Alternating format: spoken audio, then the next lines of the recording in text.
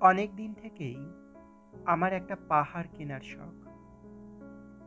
কিন্তু পাহাড় কে বিক্রি করে তা জানি না।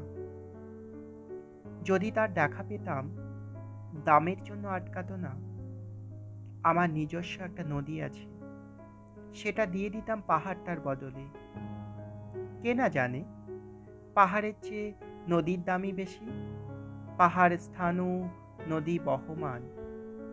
তবু আমি নদীর বদলে পাহাড়টাই কিনতাম, কারণ আমি ঠকতে চাই। নদীটাও অবশ্য কিনেছিলাম একটা দ্বীপের বদলে।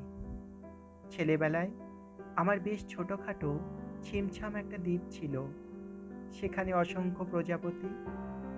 শৈশবে দ্বীপটি বড় প্রিয় ছিল আমার। আমার যৌবনে দ্বীপটি আমার কাছে মাপে ছোট লাগলো। প্রবহমান ছিপছিপে তন্বী নদীটি বেশ পছন্দ হলো আমার। বন্ধুরা বলল, ওইটুকু একটা দ্বীপের বিনিময়ে এত বড় একটা নদী পেয়েছিস, খুব জিতেছিস তো মাইরি।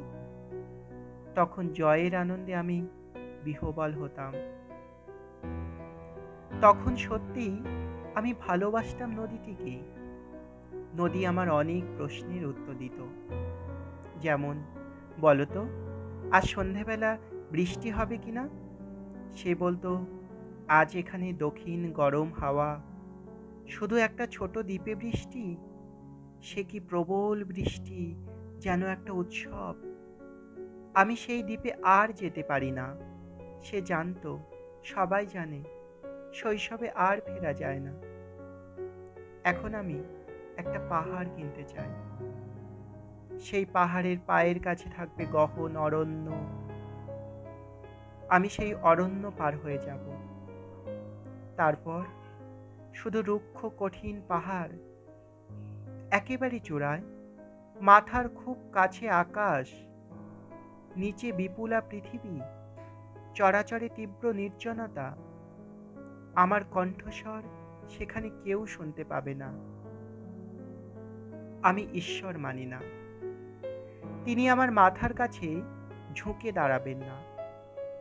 আমি শুধু 10 দিককে উদ্দেশ্য করে বলবো, প্রত্যেক মানুষই অহংকারী।